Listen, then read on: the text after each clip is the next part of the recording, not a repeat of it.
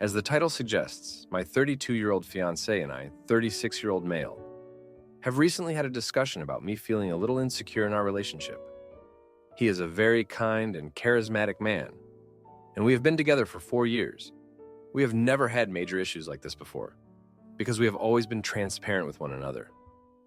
2 months ago, a new girl, 24-year-old female, began working at his office. She is very young and, based on our limited interactions, seems generally good-hearted. However, I kept having a growing feeling that something was off. He had been coming home every day raving about her, and how nice it is to have someone in the office who understands and laughs at his jokes. It seemed like an innocent work friendship, but he started to give me other details from their conversations that had me concerned. For instance, she would announce to him when she was ovulating or starting her period as an excuse for being grumpy or overly touchy. She began describing in detail all of the intimacy encounters she has had since moving to our city.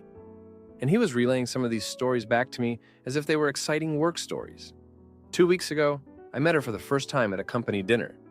I told her it was nice to finally meet her after hearing so much about her.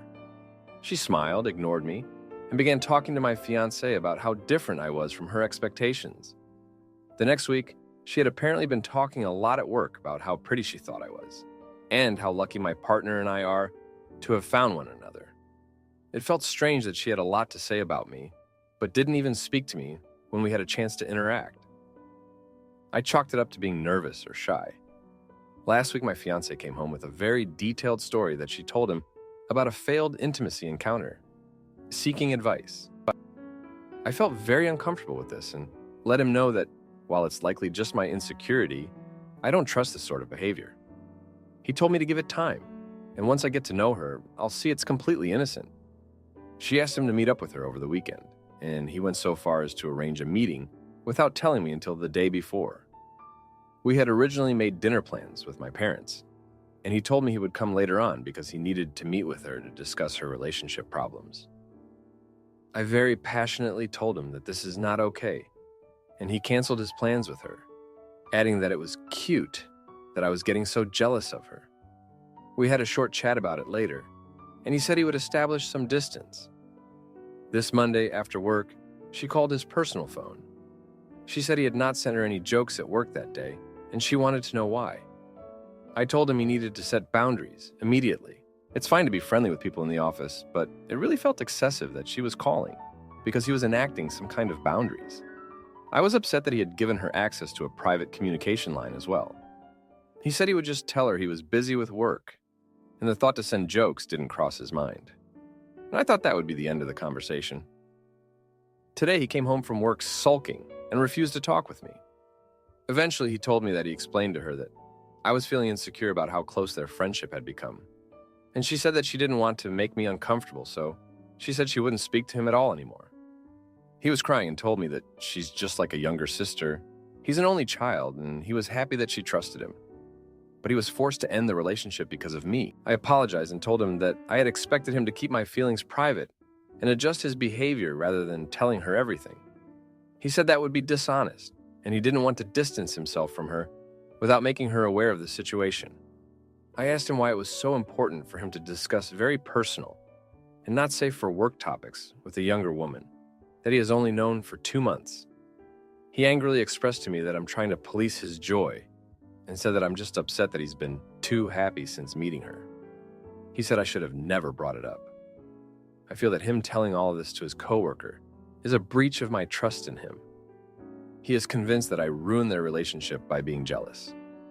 I feel really bad because he was very happy at work and was happy about joking around and having lunch with her. But he said that because of me, they can't have any kind of relationship at all. Was my expression of feeling insecure the catalyst? Should I have kept this to myself? To add, thank you all for your advice and particularly for the articles about emotional affairs. I am going to have a discussion with him tonight and be completely honest about my feelings and go over some of the signs. I'll let you know how it goes. Now for an update. We discussed the situation one-on-one, and he agreed that he was very much in the midst of an emotional affair, but claimed that it just felt good to have attention from someone at work. He said it might be a good idea to hear perspectives from some of his coworkers. So I reached out to 2 of them and asked what they thought of the relationship. One coworker said it was obvious what was happening, and they didn't want to get involved because they didn't want to be the one to break that news to me. Another coworker said that he witnessed some of their conversations, and this is just the way people in the office chat. My fiance clung to that last opinion and started making excuses again. So we had the emotional affair conversation all over again.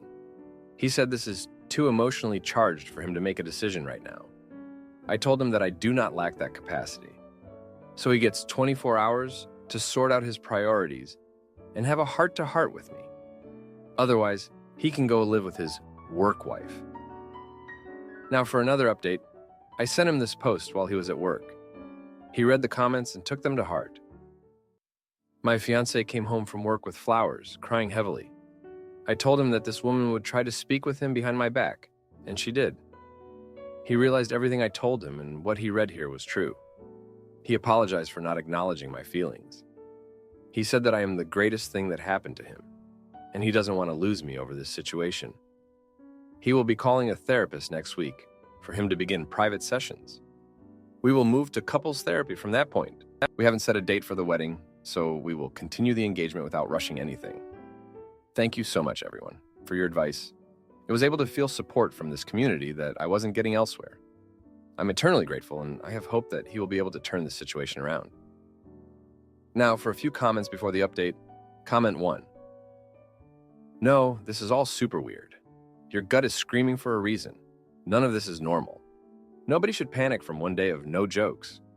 Him being 36 years old and your fiancé makes this situation seem hopeless to me, because that immaturity should be long gone at his grown age. Being 36 and chatting about sexcapades with a brand new coworker is bizarre and inappropriate. I have no idea why he values his friendship of 2 months over you. That doesn't make sense that he's having to share a new dynamic, and the fact that he's sad about it. If he cared about you, he'd say he's uncomfortable and not chuck you under the bus. I'm sure she's instigating, but he's willfully accepting. And that's so problematic because boundaries are incredibly important with a life partner. And he should choose you over anyone, especially someone of no importance. So much is wrong with all of this. Comment 2. I mean, come on. She asked him to meet up with her over the weekend, and he went so far as to arrange a meeting without telling me until the day before. We had originally made dinner plans with my parents, and he told me he would come later on because he needed to meet with her to discuss her relationship problems. Why did he wait to tell you? Because he knew how you'd react and he was trying to give you less time to process it. I guess the fact that he bothered to tell you at all suggests there might be something worth saving here. What your husband is doing is emotional cheating. Talking with a coworker about intimacy matters, frequently. Is satisfying a need for conversational intimacy that he should be satisfying through intimacy with you. Now for the update. Hey everyone, thanks for sticking with me through all of this. So after my fiancé came home with flowers and apologized, things seemed to be getting better for a few days. He started therapy, and we even had our first couples therapy session. It felt like we were finally on the right track, but then things took a turn I didn't expect. Last Friday, he came home late from work. He said he had to stay back for a meeting, but something felt off. I didn't want to jump to conclusions, so I let it slide. The next day, I found a receipt for a dinner for 2 in his jacket pocket. When I confronted him, he admitted that he had met up with her to clear the air. He said he wanted to make sure there were no hard feelings, and that she understood why he had to distance himself. I was furious. We had agreed that he would set boundaries, and meeting her outside of work was definitely crossing a line. We had a huge argument. He said he felt trapped and that he couldn't just cut her off without explaining himself. I told him that his actions were making it impossible for me to trust him. He accused me of being controlling and said that I was pushing him away. It was like we were back to square one, and all the progress we had made in therapy went out the window. The next few days were tense. We barely spoke to each other, and when we did, it was just to argue. I felt like I was losing him, and I didn't know what to do. Then, on Wednesday, he dropped the news. He said he needed some space to figure things out and that he was going to stay with a friend for a while. I was devastated. I couldn't believe that things had gotten so bad that he felt the need to leave. While he was gone, I had a lot of time to think. I realized that this wasn't just about the girl at work. There were deeper issues in our relationship that we hadn't addressed. I started to wonder if we were really meant to be together. I loved him, but I couldn't keep living like this. On Friday, he came back to pick up some of his things. We had a long talk, and he admitted that he had developed feelings for her. He said he didn't act on them, but he couldn't deny that they were there. He said he was confused and didn't know what he wanted anymore. Hearing that was like a punch to the gut. I felt betrayed and heartbroken. I told him that I couldn't be with someone who had feelings for another person. He said he understood and that he was sorry for everything. We decided to take a break and see if some time apart would help us figure things out. He left, and I was left alone to pick up the pieces. The fallout from all of this has been tough. I've been struggling to focus at work, and my friends and family have been worried about me. I've been trying to stay strong, but it's hard. I keep replaying everything in my head, wondering where things went wrong, and if there was something I could have done differently. In the midst of all this, I started to think about my past relationships. I realized that I've always had a tendency to be insecure and jealous. It's something I've been working on, but this situation brought all those feelings to the surface. I started to see a pattern in my behavior, and it made me question if I was partly to blame for what happened. I remembered a time when I was in college, and I had a similar situation with a girlfriend. She had a close male friend, and I was always suspicious of their relationship. It eventually led to us breaking up, and I never really dealt with those feelings. I think that experience has been influencing my actions in this relationship, and it's something I need to work on. But it's not just about me. My fiancé has his own issues to deal with. He's always been someone who craves attention and validation. I think that's why he was so drawn to her. She made him feel good about himself, and he got caught up in that. It's something he needs to address in therapy, and I hope he does. As for us, I don't know what the future holds. We're still in contact, but things are strained. We're both trying to figure out what we want and if we can make this work. It's going to take time, and I don't know if we'll come out of this stronger or if it will be the end of our relationship. For now, I'm focusing on myself and trying to heal. I'm going to continue with therapy and work on my insecurities. I need to learn to trust again, not just in others, but in myself. It's going to be a long road, but I know I can get through this. Thank you all for your support and advice. It means a lot to me, and I appreciate every one of you who took the time to read and respond to my posts. Am I the idiot for avoiding my wife because she plans my birthday like it's her party?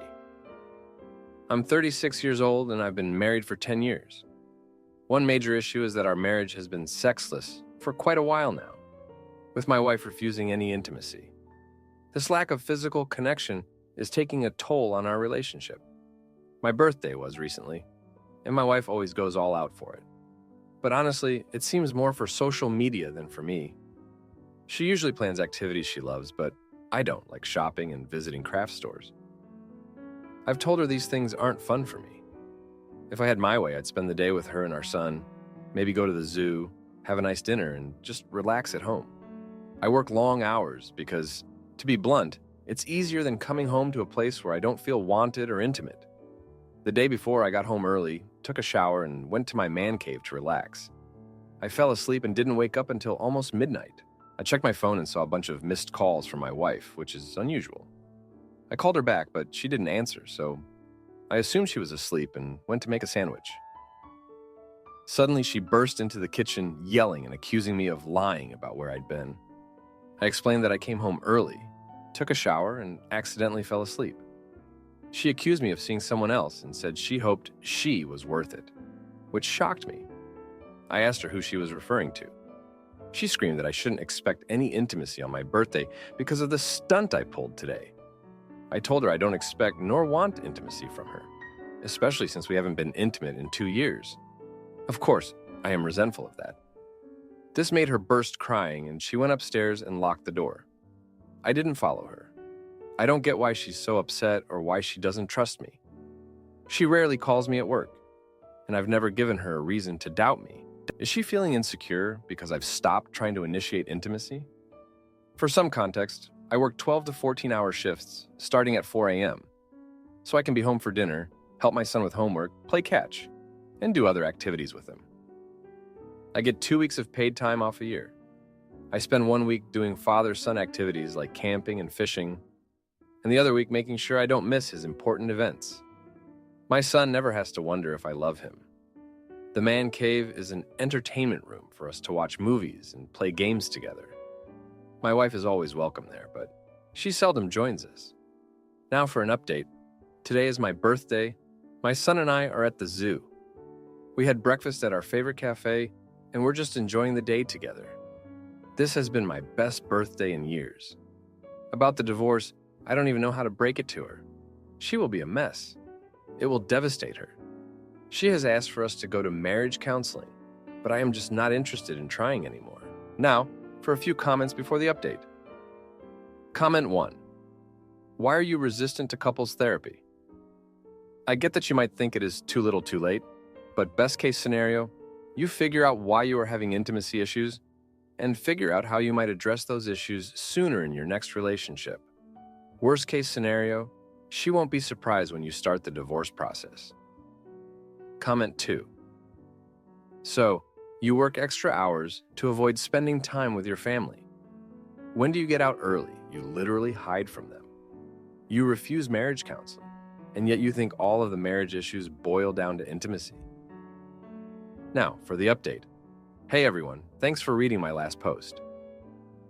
So, after my birthday at the zoo with my son, things took a turn. When we got home, my wife was waiting for us. She had this look on her face that I hadn't seen in a long time, like she was determined about something. She told me she had booked us a session with a marriage counselor for the next day. I was hesitant, but she insisted, saying it was our last chance to save our marriage. I agreed to go, mostly for the sake of our son. The next day, we went to the counselor. It was awkward at first, but the counselor was good at making us feel comfortable. My wife opened up about how she felt neglected and insecure. She said she missed the intimacy and felt like I didn't care about her anymore. I was surprised to hear this because she had been the one refusing intimacy. I told her how I felt unwanted and how her accusations hurt me. The counselor suggested we both take some time to think about what we really wanted from our marriage. Over the next few days, I tried to be more present at home. I cut back on my work hours and spent more time with my wife and son. We even had a few good moments together, like watching a movie in the man cave and having dinner as a family. But the underlying issues were still there. My wife was still distant, and I couldn't shake off the feeling that she didn't trust me. Then came the risk that could either make or break everything. My wife suggested we go on a weekend getaway to try and reconnect. She had booked a cabin in the mountains, a place we used to go to before our son was born. I was skeptical, but agreed to go, thinking it might help us find some common ground. The first day at the cabin was nice. We went for a hike, cooked dinner together, and even talked about our early days together. It felt like we were making progress. But that night, things took a turn for the worse. My wife found a text message on my phone from a female coworker. It was an innocent message about a project we were working on, but my wife blew up. She accused me of having an affair and said she couldn't trust me anymore. I tried to explain, but she wouldn't listen. She packed her bags and left the cabin, taking the car and leaving me stranded. I had to call a friend to come pick me up. When I got home, my wife had already told our son that we were getting a divorce. He was devastated and didn't understand why this was happening. I felt like a failure as a husband and a father. The next few days were a blur of arguments and tension. My wife moved into the guest room and we barely spoke to each other. The fallout from the weekend getaway was brutal. My son was confused and upset, and I felt like I had lost everything. My wife and I decided to go through with the divorce. We agreed to share custody of our son, but the thought of not seeing him every day was heartbreaking. I moved into a small apartment nearby so I could still be close to him. As I settled into my new place, I started to reflect on how we got here. I remembered a conversation I had with my wife early in our marriage. She had confided in me about her parents' divorce and how it had affected her. She had always been afraid of ending up like them, and I realized that her insecurities and need for control stemmed from that fear. I also remembered how she had always been the one to plan our activities, even if they weren't things I enjoyed.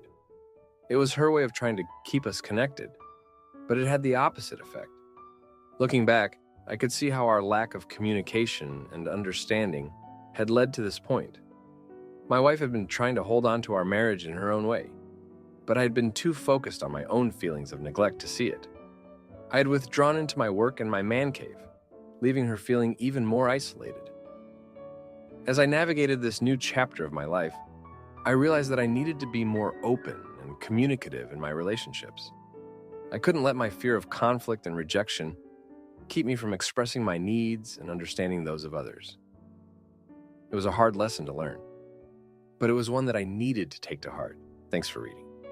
Thanks for... Am I the idiot for threatening divorce to get my husband to do the dishes? My husband and I have been married for over 10 years, and I'm now learning what weaponized incompetence is. I spent the first several years of our marriage begging for the slightest bit of help. Promises were made and always broken. I grew up in a household of 5, with 2 parents and 3 kids. We learned how to share responsibilities at a young age, and always worked together to keep the house nice. My husband grew up pretty much as an only child, because his sister is 10 years older than him, and was in and out of the house during his very young years.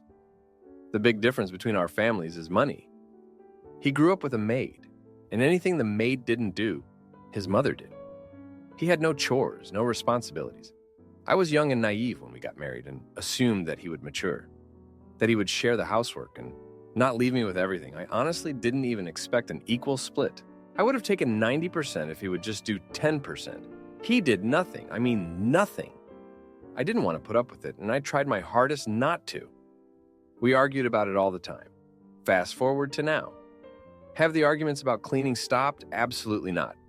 They are much less frequent because I feel like a part of me has truly given up. I struggle with severe depression and have throughout my whole life. I was diagnosed at 6 years old. He knows how bad my struggles have been, and that's what makes it harder to accept that he has been leaving me hanging for all these years. The house has fallen into disarray because I can't keep up with it. It's a 3-bedroom because our plans were for 2 children. It's just us and our 2 cats. Why? Because I couldn't raise a child on my own. Married, but in nearly every way, I feel single. I feel alone throughout everything all the time. I gave him an empty threat of divorce last week. Empty because I have no one and nowhere else to go. He got up and did the dishes. I was in shock, the first thing he's done. Immediately afterwards, my rocky confidence in his ability to change was shattered more when he approached me and waited for praise for cleaning the dishes. Now every argument sounds like, hey, let's not make a Mountain Dew can pyramid next to the bed. Or, can you stop shoving food down the sink drain that has no disposal? Because the entire house smells like rotting food now? Always ends with, but I did the dishes. This man got a job from his mother at 16 years old, at a business she owned, in a position that she created for him. She has paid him weekly regardless of whether he shows up or not. For the record now, he hasn't been to work in nearly a year, so I don't want to hear that he has a job and you're at home. Because no, he doesn't. I just feel like I'm in such a bad place now, and I feel completely trapped. I don't want to leave. I just want things to be better. I want him to hear me. I want him to care about how stressed I constantly am. I feel like I am starting to harbor resentment, and I just don't know what to do. Please help. Now, for a few comments before the update. Comment 1. It's easier to dump a mama's boy than to divorce a mama's boy, and both of those are easier than trying to change a mama's boy. Tilda, you paste leg. Unfortunately, you have already married him, so comment 2. Have him pay for a maid to do his half of the work and stop arguing about it. That's the only way to continue the marriage. If he has don't go to work for a year money, he has housekeeper money. Now for the update. Hey everyone, thanks for checking in. So, 3 days ago, I hit my breaking point. I was exhausted from picking up after my husband yet again, and I just couldn't take it anymore. I decided to have a serious talk with him, laying everything out on the table.